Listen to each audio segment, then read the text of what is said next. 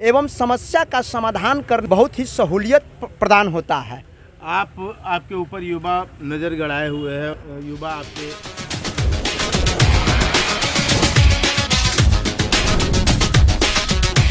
नमस्कार, आप देख रहे हैं सद्भावना ब्रेकिंग न्यूज़ और साथ में हमारे साथ हैं लाइव 21 और मगधी बेला, कॉमन डिस्पैच, खुलासा 24, स्वराज भारत, इतने चैनल के बीच हम लोग आज ग्राउंड जीरो रिपोर्टिंग के दौरान हमारी मुलाकात हो रही है अतमलगोला प्रखंड के जिला परिषद प्रत्याशी रूबी सिंह के प्रतिनिधि श्री संतोष सिंह से।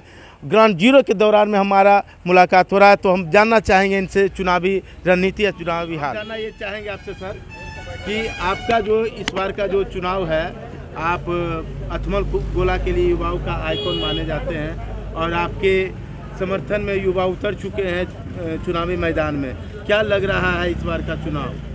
सर्वप्रथम हम मीडिया बंधु को सहृदय धन्यवाद देते हैं कि जब हम क्षेत्र में घूमने के लिए निकले हैं तो आप लोग और मेरे जितने भी बड़े भाई, छोटे भाई एवं सभी गार्जियन तुल जो भी बाप चाचा या मेरे भाई हैं, बंधु हैं, दोस्त हैं, महिम हैं, उनका मैं बहुत सहृदय धन्यवाद देता हूं कि इनके साथ हम लोग अपने अपने क्षेत्र में घूम रहे हैं। क्षेत्र में घूमने से ये पता चलता है कि क्षेत्र में क्या कठिनाई है, क्या लोगों का रुझान है, क्या लोगों का दुख तकलीफ़ है।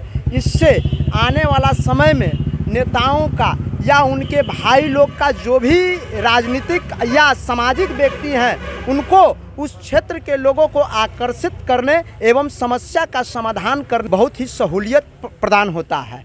आपके ऊपर युवा नज़र गड़ाए हुए हैं। युवा आपके लिए समर्थन में उतर चुके हैं। हर गांव में हमने ग्राउंड जीरो रिपोर्टिंग में कई जगह हमने आपके बारे में भी पूछा तो बहुत पॉजिटिव बता रहे थे। युवाओं के लिए क्या सोच रहे हैं? देखिए, युवाओं तो मेरा भाई है, भतीजा है, मगर हम सभी के लिए हैं। देखिए, कोई व्यक्ति विशेष नहीं होता है कि कौन चुनाव जीतेगा कौन हारेगा। कहने का मतलब है कि हम क्षेत्र की सेवा करने के लिए निकले हैं, न कि प्रतिनिधि बनने के लिए। अगर वो प्रतिनिधि चुनते हैं तो उनका आदेश हम सर माथे लेंगे और उनकी सेवा में हम दिन रात एक कर देंगे। जिस तरह मैं पंचायत चला रहा हूँ, पैक्स चला रहा हूँ, उसका मैं प्रखंड में डंके की चोट पर कहता हूँ कि उनको निराश नहीं करूँगा। उसके तन मन धन से हम उनका 24 घंटा साथ रहूँगा। जातीय समीकरण भी है? कोई जातीय समीकरण नहीं है।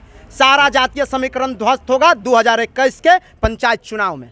ऐसा आप मानते हैं? जी दम। आप अपने प्रखंडवासियों को क्या संदेश देना चाहेंगे?